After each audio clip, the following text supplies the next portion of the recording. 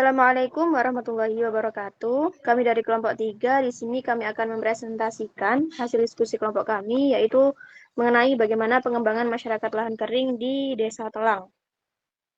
Untuk anggota kelompok 3 sendiri, yang pertama ada Ahmad Yulian Fahri dengan NIM 07, kemudian ada Nurul Aziza NIM 015, ada saya sendiri Erlita Herawati NIM 083, ada Aisyah Amini NIM 087, dan juga Iwan Panjaitan NIM 095.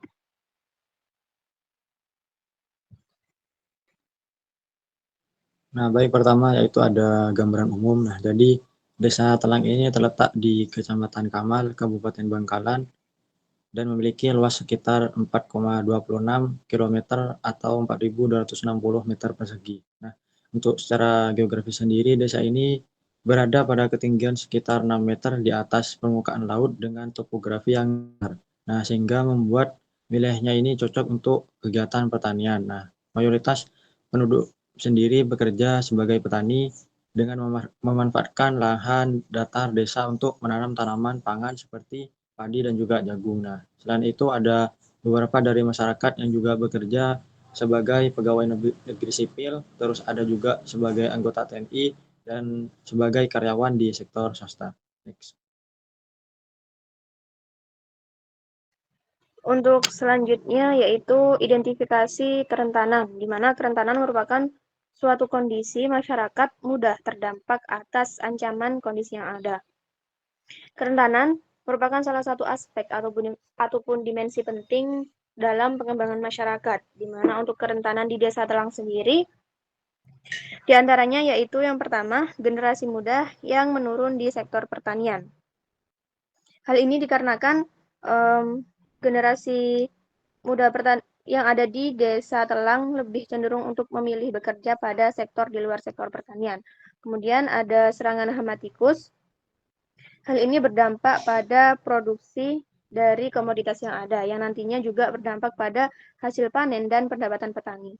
Kemudian yang ketiga ada kendala iklim yang ekstrim, di mana Madura merupakan wilayah lahan kering yang jika terjadi musim kemarau, maka akan terdapat kerentanan untuk sumber air pada irigasi pertanian. Selanjutnya yaitu identifikasi potensi. Yang pertama itu tanah yang subur, yang dimana adanya ketahanan pangan lokal dan juga penanam komunitas dengan efektivitas yang tinggi. Yang kedua, kemudahan akses air, yang dimana pada Desa Telang ini sumber akses airnya itu ada dua, yaitu sumber dari sumur dan irigasi perairan. Untuk kelompok taninya, di mana pada Desa Telang menjadi wadah pertukaran informasi antara petani dengan penyuluh dan juga penyaluran bantuan pemerintah dan juga adanya pelatihan teknik pertanian dan adanya teknologi yang membantu pertanian di Desa Telang. Selanjutnya yaitu kemudahan akses jalan. Yang pertama adanya mobilitas, yang kedua ada pendistribusian hasil pertanian, dan yang ketiga kemudahan transportasi.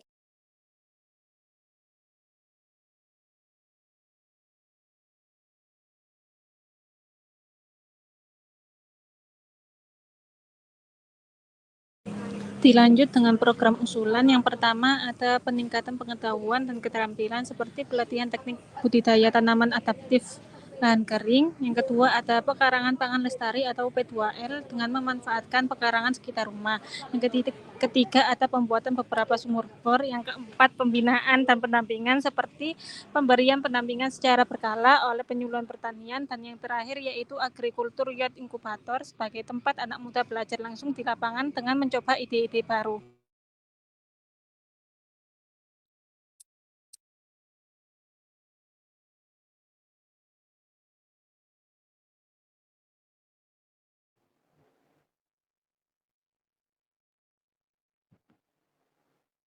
Nah, yang selanjutnya ada latar belakang program. Jadi, Desa Telang merupakan desa pertanian dengan komoditas utama padi, jagung, dan kacang tanah, tetapi sering menghadapi masalah keterbatasan air atau kekurangan air. Nah, untuk mengatasi hal tersebut, program pertama adalah pembangunan sumur bor untuk pasokan air yang stabil bagi lahan pertanian. Program kedua berfokus pada pelatihan budidaya penanaman yang adaptif di lahan kering, contohnya budidaya palawija dan tanaman obat-obatan. Selain itu, ada program pekarangan pangan lestari atau P2L, agar nantinya masyarakat bisa memanfaatkan pekarangan rumah untuk memenuhi kebutuhan pangan. Program terakhir, Agriculture Youth Incubator, bertujuan untuk menarik minat generasi muda dalam pertanian dengan bimbingan langsung dari petani berpengalaman.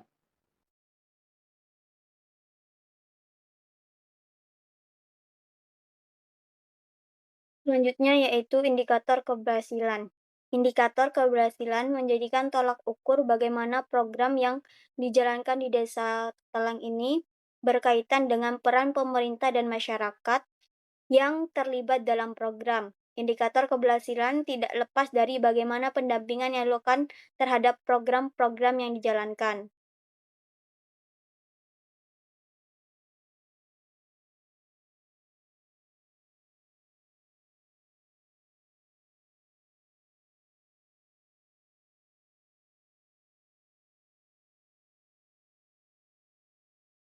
Yang selanjutnya yaitu siklus PRA, RRA, dan SLF, di mana untuk siklus ini sendiri, yang pertama itu terdapat kerentanan yang meliputi shock, itu berupa serangan hama yang biasanya terjadi pada proses penanaman, seperti hama tikus. Kemudian ada perspektif terhadap teknologi baru, di mana masyarakat menganggap bahwa adanya teknologi baru itu dapat mengancam mata pencaharian mereka. Kemudian ada tidak adanya penerus petani muda.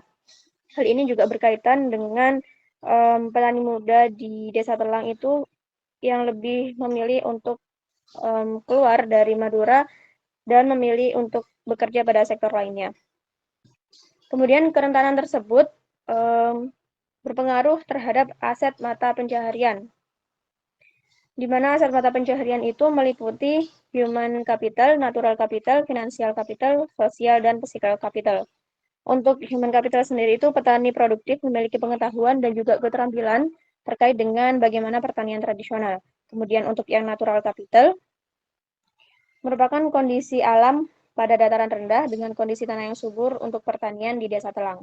Kemudian untuk financial capital, mata pencaharian masyarakat itu sebagian besar petani, peternak, dan pekerjaan di luar sektor tersebut.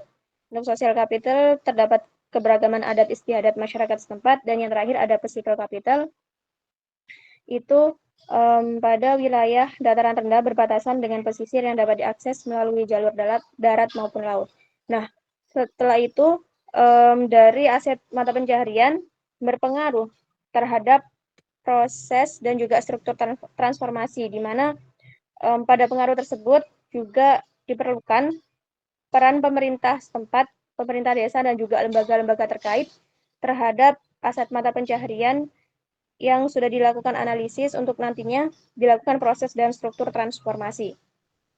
Nah, dari identifikasi tersebut, maka diusulkan terkait dengan strategi-strategi apa yang cocok untuk diterapkan pada kerentanan-kerentanan yang ada.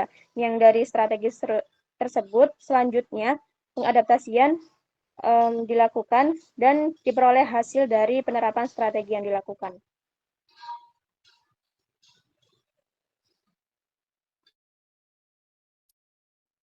Selanjutnya ada transformasi struktur, mana pengaruh peran pemerintah atas program. Strateginya yaitu peningkatan pengetahuan dan keterampilan serta pelatihan teknik budidaya adaptif pada lahan kering, pembuatan pupuk organik dan pestisida nabati, pekarangan pangan lestari, serta pembinaan dan pendampingan terhadap penyuluhan pertanian dan fasilitas informasi ke pasar lembaga kerjasama terhadap lembaga terkait baik pemerintah maupun akademisi, sehingga hasil strategi tersebut harapannya dapat meningkatkan kesejahteraan pada kehidupan masyarakat yang dari sebelumnya terhadap kerentanan yang ada. Jadi dapat disimpulkan bahwa permasalahan utama yang terjadi di Setelang adalah kekurangan air untuk kegiatan pertanian, sehingga diusulkan beberapa program yang dapat membantu mengatasi masalah tersebut. Itu dengan pembuatan sumur bor dengan kapasitas air yang tinggi, program pekarangan pangan lestari P2L, pembinaan dan pendampingan seperti pemberian pendampingan secara berkala oleh penyuluh pertanian, fasilitas akses ke informasi pasar, pengembangan jejaring kerjasama dengan lembaga terkait seperti pemerintah daerah, perguruan tinggi, lembaga swadaya masyarakat, peningkatan pengetahuan dan keterampilan dengan cara pelatihan teknik budaya tanaman yang aktif terhadap lahan kering, contohnya tanaman palawija, tanaman obat-obatan, dan buah-buahan. Agriculture Incubator dengan program tersebut harapannya dapat membantu petani di desa Telang tidak hanya untuk mengatasi masalah kurang air, akan tetapi dapat meningkatkan pertanian desa tersebut. Nah, saran yang dapat kami berikan, Ketua Kelompok Tani Desa Telang dengan pemerintah desa bekerja sama untuk mewujudkan program-program yang diusulkan. Program ini dapat dilakukan dengan melakukan sosialisasi terlebih dahulu kepada petani desa Telang untuk mengajak dan berpartisipasi dengan program tersebut. Mungkin cukup sekian presentasi dari kami. Jika ada salah ataupun kekurangan dari penjelasan kami mohon maaf. Wassalamualaikum warahmatullahi wabarakatuh.